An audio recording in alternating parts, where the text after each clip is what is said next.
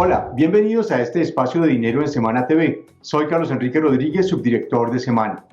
El sector agrícola y pecuario en el segundo trimestre de este año registró un crecimiento de 3,8% frente al mismo periodo de 2020 y a lo largo del primer semestre tuvo el mismo incremento al compararlo con los 6 primeros meses del año anterior. Ha sido un sector que en medio de la pandemia siguió operando, garantizando los alimentos para el país y la producción necesaria para la seguridad alimentaria nuestra. Sin embargo, el sector y en general los alimentos, no solo en Colombia, sino en el mundo, están registrando aumentos de precio y enfrentándose a situaciones complejas en materia logística, de tasa de cambio y, en nuestro caso, de los rezagos que dejaron los bloqueos y los paros de hace unos meses. Para analizar lo que está pasando con el sector, nos acompaña hoy el doctor Jorge Enrique Bedoya, presidente de la Sociedad de Agricultores de Colombia, SAC. Bienvenido, doctor Bedoya. Carlos, muchísimas gracias por la invitación. Qué rico estar acá. Muy amable por estar con nosotros. ¿Cuál es su lectura del comportamiento del sector agrícola que vimos ahora recientemente en los datos del segundo trimestre del PIB? ¿Cómo está viendo el rebote del sector agropecuario en la economía? Pues mire, lo primero que hay que decir es que el campo le sigue cumpliendo a Colombia. Definitivamente, no solamente en el 2020 se garantizó la seguridad alimentaria en el marco de la fase más crítica de la pandemia, sino también en este 2021 y en las cifras que usted menciona, evidentemente se ve un buen comportamiento del sector, al menos desde lo que hace referencia al crecimiento de la oferta de alimentos. Es decir, la comida no le falta a ningún colombiano. Segundo, aquí hay una cosa que hay que destacar. Y es que lo que ha habido es un rebote del consumo de los hogares y eso es lo que ha permitido de alguna manera también ver el desempeño que tiene nuestro sector. Así que la suerte del sector agropecuario siempre va de la mano de lo que ocurra con los consumidores, pero no puedo dejar de mencionar algo. A pesar de esos 43 días de paro, de esos más de 3.000 bloqueos en las carreteras que pusieron en jaque la seguridad alimentaria de los colombianos, el campo le siguió a Colombia. Definitivamente la pandemia no pudo acabar al sector agropecuario, pero los bloqueos sí definitivamente generaron un daño irreparable que no se puede volver a presentar. ¿Cómo quedaron precisamente los bloqueos, los productores tras los bloqueos y los paros?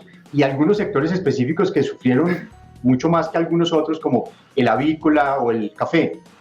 Pues los productores quedaron muy aburridos por una simple razón, que no hay derecho que en un país como Colombia, donde hay unas leyes muy claras, donde debe haber un principio de respeto a la autoridad, haya un grupo de colombianos que dicen defender a los colombianos de menores ingresos y que por el contrario terminaron atacándolos por la vía de bloquear las carreteras e impedir el tránsito, no solamente los alimentos, sino también de los insumos y las materias primas que se utilizan para producir la comida que llega a la mesa de los colombianos. Las proteínas de origen animal, los productos perecederos, las frutas, prácticamente todo el sector tuvo una afectación muy dramática, Carlos, porque vandalizaron los camiones, se metieron a las granjas a robarse los animales, los productos se dañaron, se incumplieron compromisos en materia de exportaciones, como ocurrió en el caso del café, como ocurrió en el caso del cacao, como ocurrió en el caso del aguacate Hass, como ocurrió en el caso del banano.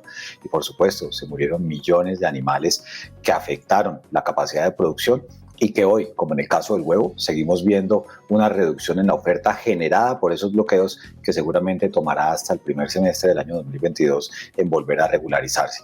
De tal manera que yo creo que el país quedó con un precedente muy claro en lo que no se debe permitir que ocurra en las carreteras del país. Una cosa es la manifestación pacífica y otra cosa es la vulneración de los derechos de los colombianos por la vía de los bloqueos en las carreteras. Estamos, como cuando uno le pregunta a otros sectores, en niveles ya de datos y resultados prepandemia, o todavía nos falta en el sector agropecuario. No, yo creo que todavía nos falta, porque pues evidentemente usted entenderá, al menos en la SAC tenemos 22 sectores de la producción y todos tienen comportamientos diferentes y mire lo curioso, al principio de la pandemia la gente se refugió en productos como el huevo y el arroz. Y el arroz tuvo un excelente año porque además se habían ajustado las áreas de siembra a lo que necesitaba el país. Y hoy, ya en el 2021, prácticamente cuando empieza a salir la cosecha gruesa del departamento del Casanare, lo que vemos es la situación totalmente contraria en el arroz a lo que fue el principio de esta pandemia. Las áreas crecieron muchísimo. Los productores, algunos de ellos en el departamento del Casanare, no hicieron caso a las recomendaciones de Fedarroz y del gobierno de solo sembrar las áreas que el país necesitaba. Y hoy tenemos unos precios por el piso, una pérdida de rentabilidad. Fuera de eso, con el invierno, las vías de alguna manera colapsadas o simplemente con limitada transitabilidad, y eso impide que se carguen los camiones de arroz. Y tenemos 300.000 toneladas de arroz en ese departamento que no se han podido de alguna manera despachar, y eso está afectando seriamente a nuestros productores. Así que el sector agropecuario va al sol, al agua, al clima, en este caso particular, en el caso de las carreteras, y eso es lo que no me permite a mí decirle cuáles son esos números anteriores o posteriores a lo que ha sido el desarrollo de la pandemia, porque cada sector tiene un comportamiento muy particular. Al ver la inflación, doctor Bedoya, uno ve que no solo en Colombia, sino en el mundo, los alimentos se han convertido en uno de los principales jalonadores. ¿Qué es lo que está pasando con los alimentos en materia de precios y en ese aumento de la inflación? Pues mire, uno tiene que dividir esto en una aproximación de lo que pasa a nivel global y lo que está pasando a nivel local. En el mercado internacional, el mismo rebote de la China generó una mayor demanda por muchos commodities, por muchos productos básicos, no solamente en el caso de las proteínas, pero en particular las materias primas que se utilizan tanto en el sector agrícola como en el sector pecuario. Y por eso es que se ha visto un incremento inusitado en los precios de los fertilizantes, de los insumos para control de enfermedades, en el caso de la alimentación de la actividad pecuaria, en el maíz, en la soya. Y a eso hay que sumarle lo que ha ocurrido en materia de fletes marítimos e inclusive de disponibilidad de contenedores. Y a eso también hay que sumarle lo que ocurrió en el puerto de Buenaventura. Entonces, para el caso de nuestro sector, y la tasa de cambio ha generado un incremento en los costos de producción de una manera muy preocupante. Y ya en lo local, en los precios al consumidor final, recuerde usted que al menos desde el mes de mayo hasta el mes de noviembre del 2020, la inflación de alimentos mensualmente fue negativa, porque el consumo se cayó. Claro, lo que estamos viendo en este primer semestre del año es que el índice de precios al consumidor, al menos en el caso de los alimentos, empieza a tener comportamientos positivos, salvo en lo que fue muy duros en lo que fue durante el paro por el desabastecimiento, y eso también se debe al rebote del consumo, porque en la medida en que se recupere el empleo, en que las actividades productivas comerciales vuelvan a tener un buen desempeño, la gente tiene plática en el bolsillo, eso es más consumo de alimentos y se vuelve a regularizar el tema de los precios, por lo menos a nivel del consumidor. Miremos tres temas puntuales en el caso de Colombia. El invierno, las dificultades viales y la tasa de cambio. ¿Cómo se van a ver reflejados en los precios? Si quiere, vamos uno por uno. ¿Qué pasa con el invierno? ¿Qué cultivos, qué producción, qué extensiones están en riesgo por las lluvias y el desbordamiento de ríos, como lo que estamos viendo con el Cauca en el caso de La Mojana? Pues mire, es que el tema del invierno afecta a todo el territorio colombiano. Uno podría decirle La Mojana sucreña, o decirle mire lo que está pasando en el departamento del Meta, o mire lo que puede llegar a pasar en el departamento del Valle, porque pues al final del día esto es una cosa que va cambiando minuto a minuto. Pero ¿cuál es el impacto? Pues primero, que se pierden cultivos, que se pierden animales, y por eso aquí, como le hemos hablado a usted yo en muchas oportunidades, hay que insistir en la importancia de herramientas como el incentivo al seguro agropecuario, porque es el tema del cambio climático que llegó para quedarse y el país no tiene los recursos necesarios, en particular para darle la mano a los pequeños productores. Segundo, el invierno trae un colapso en muchas de las carreteras del país.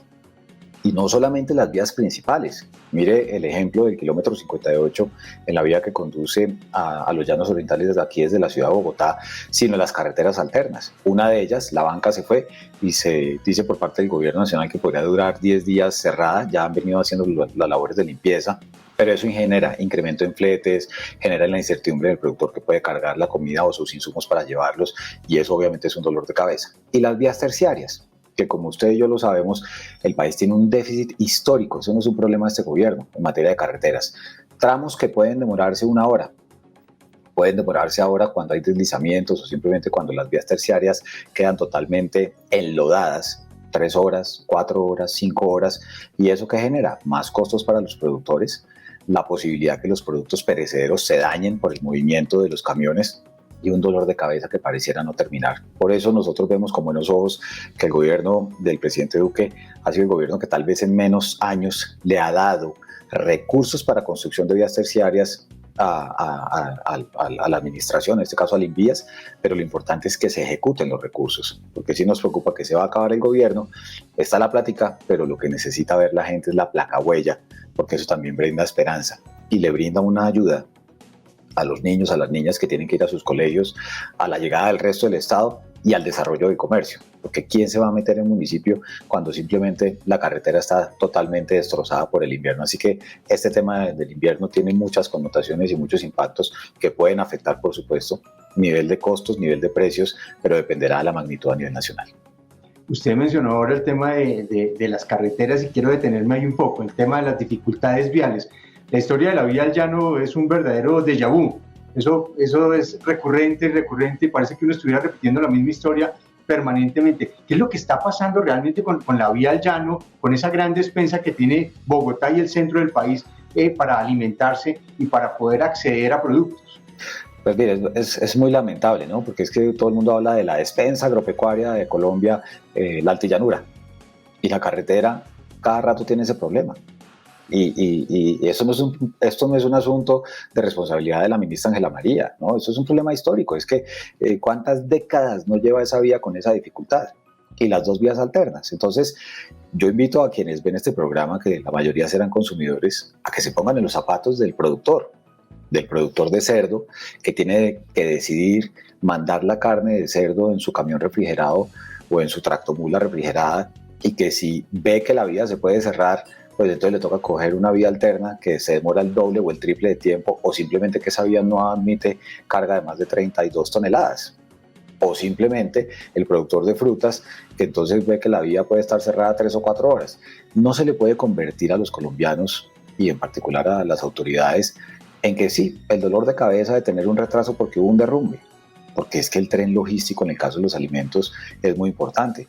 Usted carga ganado, o usted carga pollos vivos y los va a traer para Bogotá, y usted tiene una demora del doble de tiempo, pues empieza a generarle una merma en el peso de los animales, y eso es menos plata para el productor. Entonces, ese tema logístico va mucho más allá de lo que se ve en los noticieros o de la roca grandísima que se cayó en la vía. Y afortunadamente Colombia tiene unos profesionales y unos hombres y mujeres que trabajan en la remoción de escombros de esas vías, arriesgando su propia vida. Y yo en este espacio quiero reconocerles esa labor. Pero también hay que entender que la logística en el transporte de alimentos y insumos es 7x24, y ahí es donde el país tiene que darle una respuesta cierta al campo. Y fíjense que solo estamos hablando de la vía Villavicencio. Hay muchas otras carreteras donde, en la medida en que va pasando el invierno, pues seguramente vamos a ver estos problemas, y seguramente usted y yo volveremos a hablar de y las carreteras que...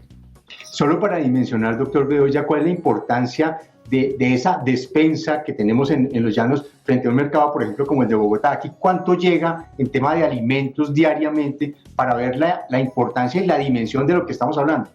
Pues déjeme, solamente le doy 2 datos. El 50% de la carne de cerdo que se consume en la ciudad de Bogotá puede venir de esa zona del país.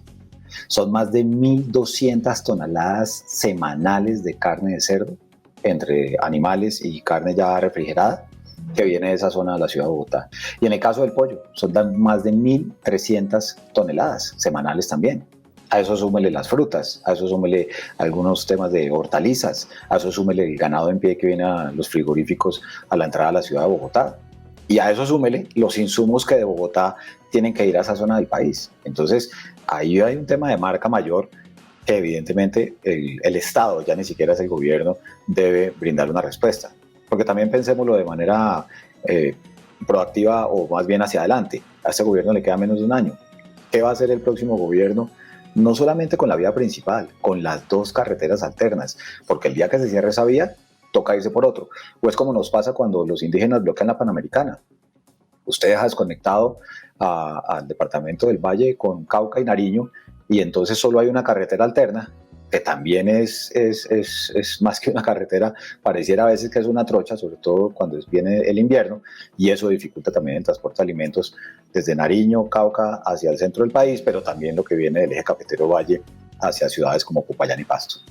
No sé si tenga el ejercicio en la mente, pero más o menos cuando usted me menciona que son miles de toneladas semanales que vienen, ¿eso cuántos camiones son?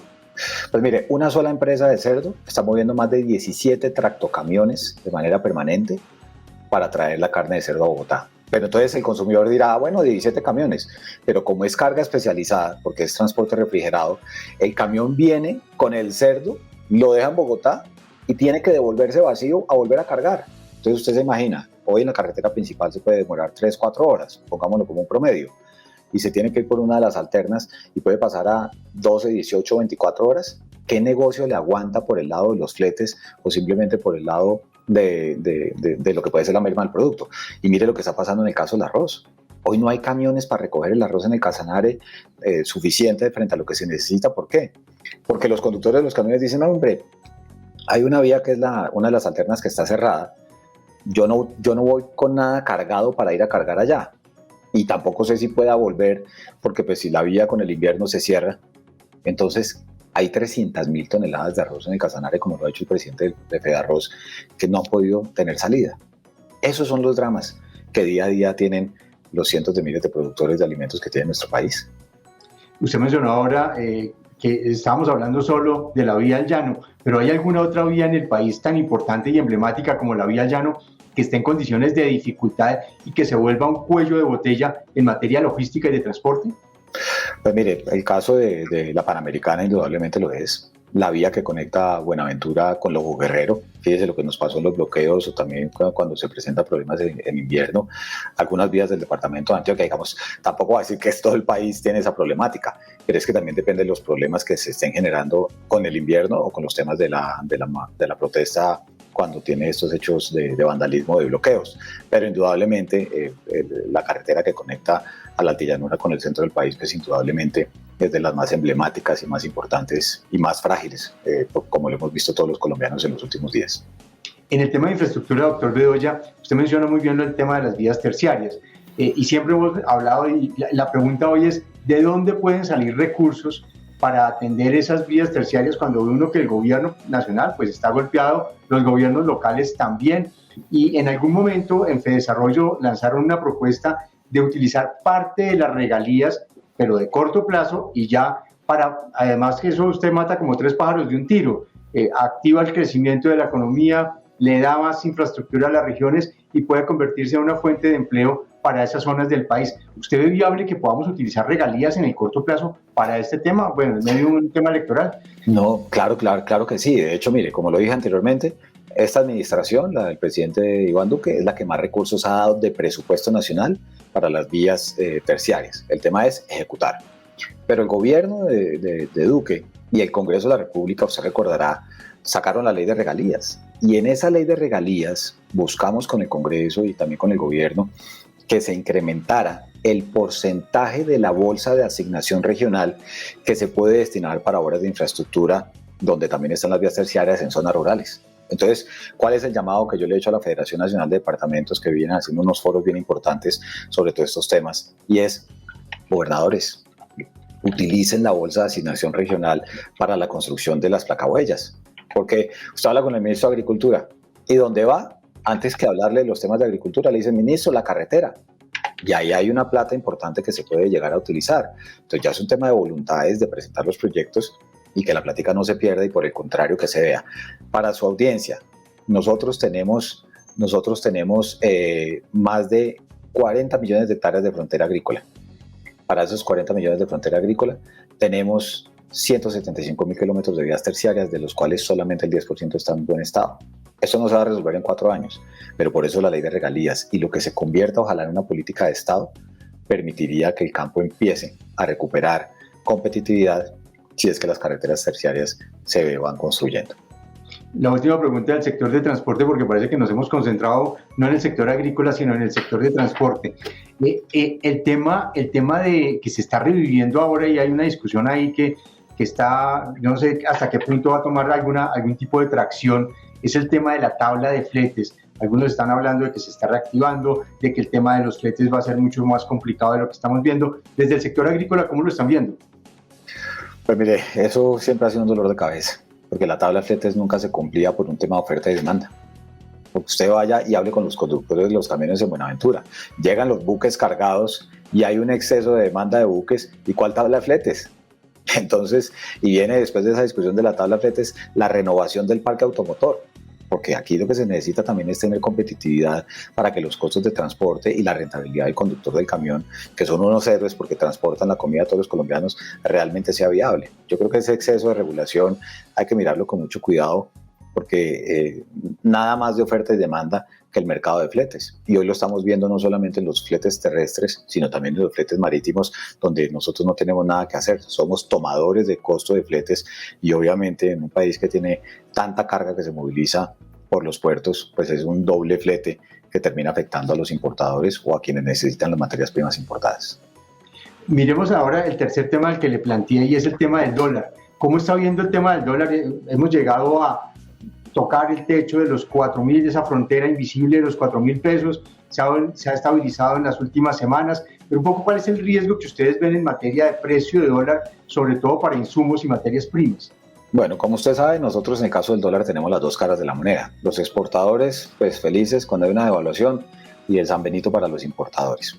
Y como lo decía, en el caso de los insumos, los precios internacionales de los insumos han venido subiendo de una manera impresionante por lo que comentábamos anteriormente, y el dólar genera esa preocupación. Pero también con el dólar hay que tener la siguiente visión, y usted lo sabe muy bien. Una cosa es el anuncio en el noticiero de cómo cerró hoy el dólar, y otra cosa es el dólar de la nacionalización de los productos, de los inventarios que se tienen con dólar más bajito, con dólar más alto, y ahí sí ya toca entrar a hacer la minucia de ese comportamiento. Pero bueno, en general, pues evidentemente el dólar no ayuda para los productores de alimentos que van al mercado nacional, porque la gran mayoría de materias primas que se utilizan en la agricultura, al menos para fertilizar o el control de plagas y enfermedades, pues son importadas porque en Colombia no las hay, y ahí estamos sujetos a lo que ocurre con el dólar.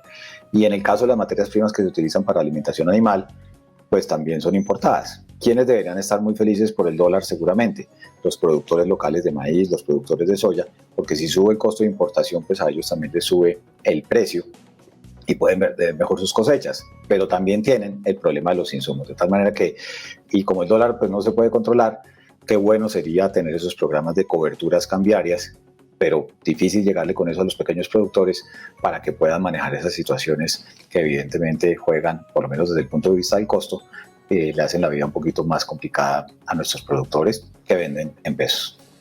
Además de estos factores que estábamos viendo, doctor Bedoya, el invierno, las dificultades viales, la tasa de cambio, ¿qué riesgos ve en la reactivación del sector, en ese rebote para que siga siendo una locomotora que jalone la economía del sector agropecuario? Pues mira, riesgos reales, yo creo que el tema de lo que pueden ser las nuevas variantes de coronavirus, porque el programa de vacunación en Colombia va avanzando. Yo por lo menos tengo la percepción, no sé cuál sea la suya, que los colombianos cada día son como más conscientes de la importancia del tapabocas y el distanciamiento social, pero definitivamente si uno mira el 2020, lo que afectó al sector agropecuario fue la caída del consumo por la pérdida de empleo. Entonces ese es un primer riesgo. Segundo riesgo que va asociado, y usted y yo lo hemos conversado en otras oportunidades, el nivel tan alto de informalidad laboral, al menos desde el mercado de nuestros consumidores. Cuando se inicia la pandemia, se pierden de la nada 5 millones de puestos de trabajo, la gran mayoría de personas que ganaban menos de un salario mínimo, es decir, estaban en la informalidad. Y si a eso le suman la tasa de informalidad laboral en el campo del 86%, que hasta el cansancio lo diremos, que el campo necesita un régimen laboral propio, esos son factores de riesgo desde el punto de vista de lo que puede ocurrir a los consumidores. Y sin tener que ver con la pandemia, pues evidentemente el tema del clima, porque mire lo que está pasando con el clima a nivel mundial. Para aquellos productos que dependen de materias primas importadas, lo que pueda ocurrir con sequías, con los incendios o simplemente con inundaciones, vamos a decir, para cosechas como la del maíz, la soya, mire lo que está pasando en Brasil, que ha beneficiado a nuestros caficultores, pero yo no me imagino situaciones donde se puedan malograr los intereses de los productores pecuarios por problemas en la oferta de maíz y soya. Esos son los temas que permanentemente se convierten en riesgos inherentes a nuestra actividad. Ok. Le voy a poner un riesgo, pero no sé si es tan riesgo. ¿Usted ve que el proceso electoral que se avecina puede tener algún impacto en la actividad económica y productiva del sector agropecuario? Sin duda, porque es que las políticas al final del día públicas afectan el desarrollo de nuestro sector y también las señales o la certidumbre o la incertidumbre que se genere. Si aquí llega alguien a decir vamos a expropiarle la tierra a los productores de alimentos de Colombia, yo diría, hombre, aquí puede haber una desbandada en materia de inversión doméstica e inversión extranjera. Si no hay compromisos claros en materia de los kilómetros de vías terciarias que se van a construir, si no hay un compromiso claro en materia del apoyo al emprendimiento de la mujer rural, al financiamiento de los bienes públicos del sector, todo eso le merma el ánimo a la gente. Los colombianos somos muy resilientes y ni qué decir los productores de alimentos, porque ellos no viven como vivimos en las ciudades con tanto bien público y comodidades que hay. O dígame cuántas unidades de cuidados intensivos hay en los municipios más alejados de nuestro país, o ya hablamos de las carreteras, no hemos hablado de la conectividad digital, y ahí es donde viene en un proceso electoral, qué es lo que realmente van a proponer los precandidatos a los ciudadanos, y por eso desde la SAC vamos a hacer lo mismo que hicimos en el 2017 y espero que nos acompañe. Vamos a invitar a todos los precandidatos a la presidencia a que nos digan, bueno, es el momento de cumplirle al campo, porque el campo le cumplió a Colombia. ¿Qué van a hacer ustedes por la ruralidad si llegan a la presidencia de la República? ¿Cómo está viendo la discusión de la tributaria en el Congreso? Íbamos con una tributaria más o menos sencilla y entraron varias arandelas. ¿Cómo está viendo un poco esa discusión del trámite que se le está dando y del foco que tiene hoy la tributaria? Pues primero hay que decir que el foco pues resultó ya al final siendo muy positivo y ustedes me abrieron el espacio en sus canales para hablar de lo que fue la reforma tributaria propuesta por Alberto Carrasquilla y lo que tuvo que hacer el presidente de la República para cambiarla. No podía tocarse el IVA, o sea, se generaron unas cosas para el sector agropecuario que no tenían ningún sentido.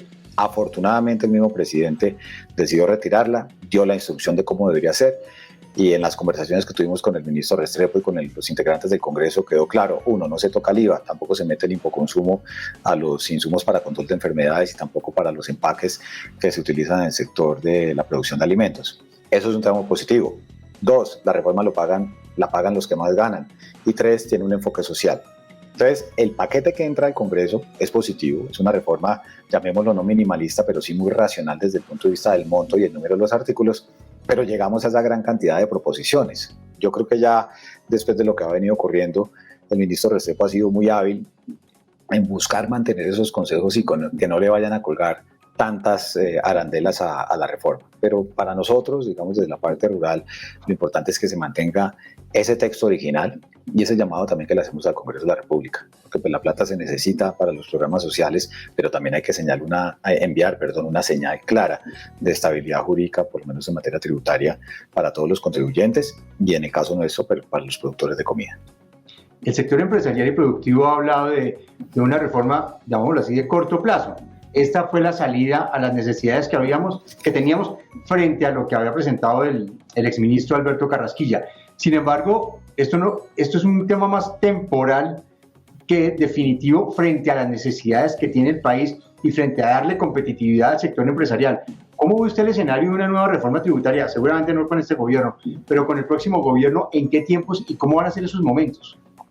Pues mire, desde que yo tenía pelo he venido oyendo que se habla de la reforma tributaria estructural y eso no ha ocurrido y yo no sé entonces qué va a pasar con el próximo gobierno, pero creo que un tema tributario que es tan sensible políticamente hay que saber manejarlo muy bien. Yo creo que esta resuelve unos problemas coyunturales, deja unos programas muy importantes de impacto social y habrá que dar una discusión. Pero también hay que pensar en lo siguiente, el oxígeno de cualquier gobierno que inicia en el Congreso, tiene que saber muy bien cuáles son los proyectos a los cuales les va a dar todo el impulso. Y fíjese usted, y hablaremos de cosas que hemos hablado toda la vida, tributaria, reforma laboral, reforma pensional, temas de salud, y al menos en el caso del campo colombiano lo que se necesita es un régimen laboral propio para nuestro sector. Y este gobierno pareciera que no lo va a hacer. Ojalá lo hiciera, le queda todavía tiempo para hacerlo. Pero si no, le va a tocar al próximo gobierno. Y esas son reformas que no se pueden esconder, porque además mire la tasa de informalidad laboral que tiene nuestro país. Es una vergüenza. Y eso no se resuelve con pañitos de agua tibia y se resolvería si se gastara el capital político empezando un año de gobierno o ya este gobierno terminando, buscando consensos, pero contribuyendo a que se reduzca la tasa de informalidad. No es recuperar el empleo solamente, Carlos, porque se recupera el empleo informal y ¿qué? Aquí hay que luchar contra la informalidad laboral. Usted tocó tres temas que son muy complicados, más en una jornada electoral en la que ya estamos, ni siquiera se avecina, ya estamos ahí. Vaya, meta una pensional o una laboral. Algún analista en algún momento me dijo, prefiero negociar 3 tributarias en el Congreso que una pensional. Entonces creo que vamos a estar en un evento bastante complejo de discusiones que seguramente no le van a tocar a este gobierno. Quería terminar la conversación, doctor Bedoya, con un tema sobre el tema de la demanda internacional de alimentos y Colombia, ¿qué papel está jugando? Porque uno ve afuera dos cosas, que usted me corrige si no son así. Uno, una demanda internacional que está creciendo, que está aumentando, y otra, gran liquidez en los mercados para invertir y empezar a hacer nuevas apuestas. A diferencia de otras crisis, esta no fue una crisis financiera. Ustedes en el sector agrícola, ¿cómo están viendo esas oportunidades y cómo capitalizarlas? Pues cuando usted mira los productos de exportación, que siguen siendo los mismos, pero han aparecido otros. Evidentemente uno ve oportunidades. Mire la buena noticia que el aguacate está llegando ya a Corea. Mire lo que puede ser el acceso a la carne de cerdo a ese país. Mire las intenciones de los avicultores de llegar con el pollo a los Estados Unidos. Entonces sí se mantiene, digamos, una muy buena dinámica de las oportunidades que nosotros tenemos. Y por eso es tan importante, vuelvo, insisto, el tema de los bienes públicos y el presupuesto. ¿Cómo es posible que en el presupuesto del 2022 para el tema de inversión en el ICA tenga una caída de doble dígito? Eso no es consecuente con la necesidad de mantener la diplomacia sanitaria que es tan del corazón, permítame la expresión, del presidente de la República y que ha dado resultados. Dos, también hemos visto iniciativas importantes en materia de inversión extranjera. Pero la inversión extranjera, usted lo sabe mejor que yo, ¿de qué depende? De la seguridad jurídica. Y aquí sí que hay unos temas pendientes en materia de seguridad jurídica de la propiedad rural. Usted me lleva oyendo desde el 2017 hablar de la ley de tierras, ahora están tratando de meter el acuerdo de Escazú, metieron la ley de jurisdicción agraria, el tema de delitos ambientales, y ahí hay elementos que pueden llegar a tener incidencia sobre la seguridad jurídica para las inversiones. Y aquí no pensemos del grande, del mediano, del pequeño, de cualquier actor que vaya al campo. Y obviamente el tema del crimen. Entonces, Colombia, su posición estratégica es absolutamente clave. La oportunidad que tenemos por el talento y la resiliencia de la gente que trabaja la tierra en nuestro país, pero esos bienes públicos de los que hemos hablado en esta media hora son bien importantes. Es una oportunidad que nunca podemos dejar de desaprovechar y para eso se necesita que los gobiernos ejecuten lo que dicen que van a hacer y los gobiernos o quienes pretendan llegar al gobierno en 2022, pues obviamente se comprometan con cosas reales que les sirvan al campo para generar empleo formal, pero también para continuar produciendo alimentos que puedan llegar a esos mercados de exportación que cada día necesitan más productos como los que tenemos en nuestro país. Doctor Bedoya, muchísimas gracias por acompañarnos, por darnos este panorama, por ayudarnos a entender qué está pasando con los alimentos en el país. Mil gracias. A usted, Carlos, muchas gracias como siempre. A ustedes mil gracias por acompañarnos, los esperamos la próxima semana. Los invitamos a que nos sigan por nuestras plataformas y en semana.com. Nos vemos la próxima semana.